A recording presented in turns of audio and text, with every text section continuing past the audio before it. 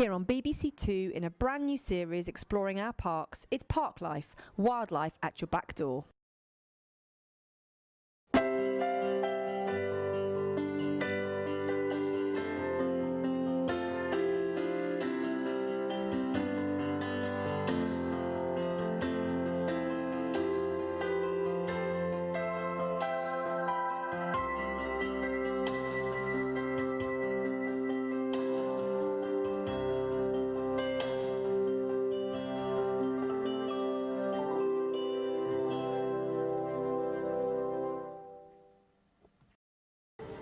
Parks such as Rectory Park, located in the south east of England, play host to a variety of wildlife.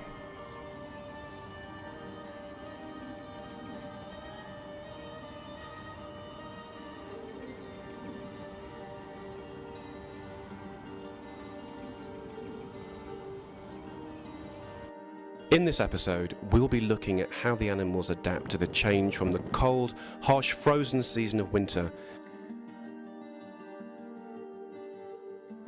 to the life-giving season of spring.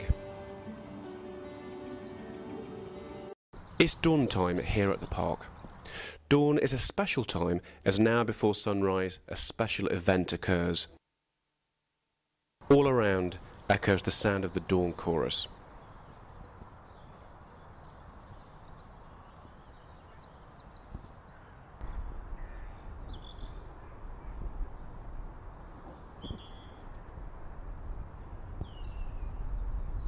Listen to the sound of one of the morning's earliest birds.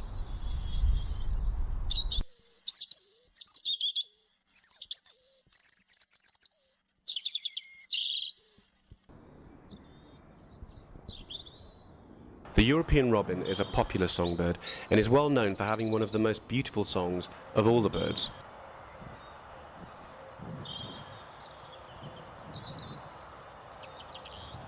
Robins have learned to take advantage of gardeners leaving unearthed ground for the robins to forage in search for earthworms.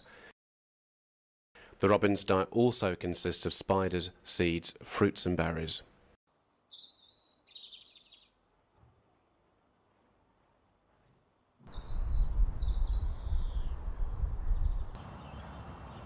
This is a blackbird, and it too, like the robin, is searching for earthworms, and it has managed to find some.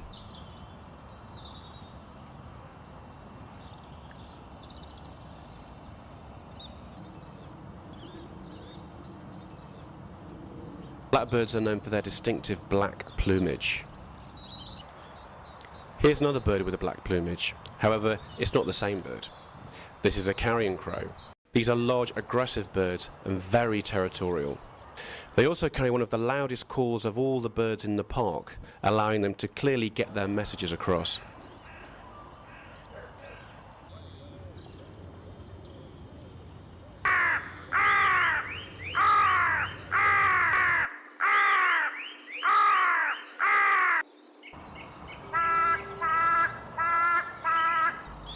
However, the crows have another family member that live in the park. Meet the pika-pika, better known to us as the European magpie. Magpies are members of the crow family, and this can be seen by the way they move on the ground. Magpies walk in a gait, and just like crows, when something interests them, i.e. food, they hop usually sideways quickly with their wings just open. Other bird families also live in the park, such as the tit family. And here is the largest of the tits, the great tit. And here's the smallest, the blue tit.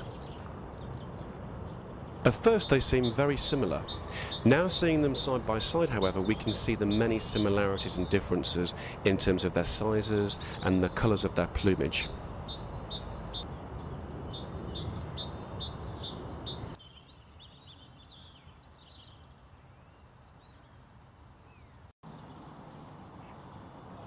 Some birds are solitary, while others live in groups called flocks. Living in flocks has its benefits in that there are more eyes and ears working together to look out for danger. Pigeons also inhabit the park, both the feral and woodland pigeons. However, both have become so successful in our urban environment, they've made it their new home. Gulls do live in large flocks within the park. This flock contains a mix of both the common gull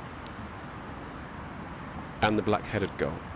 However, the black-headed gull is only black-headed during the breeding season. Otherwise, they look very similar to the common gull. Here in this one shot, we can see the black-headed gull below and a common gull above. Out of the breeding season, the black-headed gull has a white head with a black smudge behind the eyes, whilst the common gull is larger and plumper than the black-headed gull.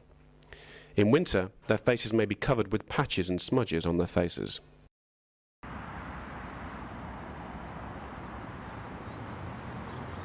It's the starlings that live in the largest flocks.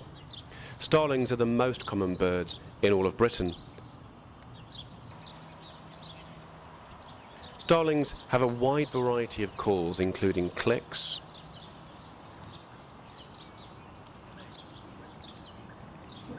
wheezy notes, and whistles.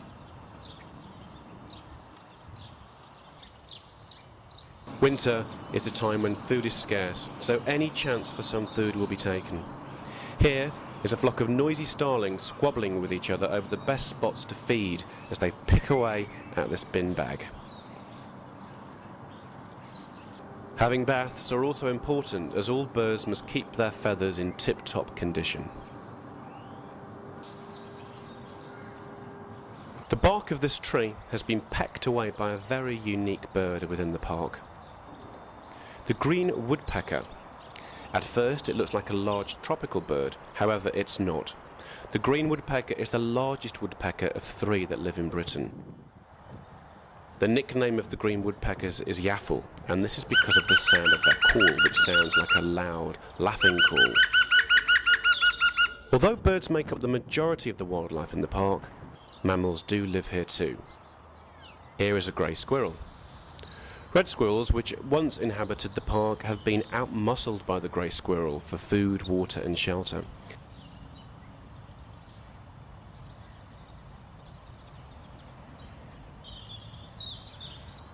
This squirrel is foraging around for food such as acorns, nuts, roots and cereals. That large long tail does have a purpose. When squirrels are acrobatically jumping from tree to tree, their tails provide balance. Another mammal also lives here. However, we will have to wait until night for us to see this animal.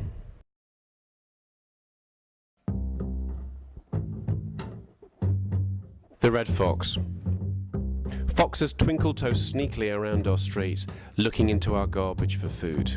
Protection of our garbage bags and bins is futile.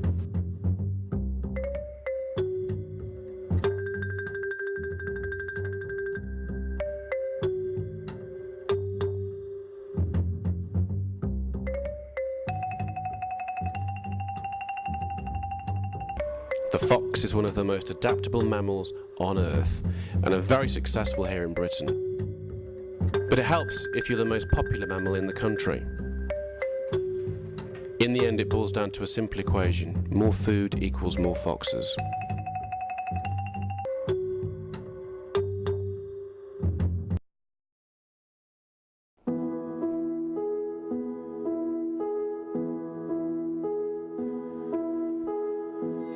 As winter draws to a close, the arrival of spring brings a breath of fresh air as life is reborn.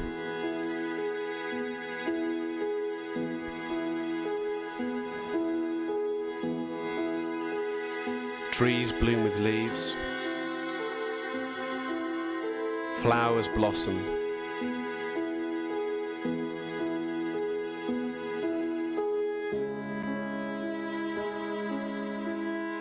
and the insects make their return.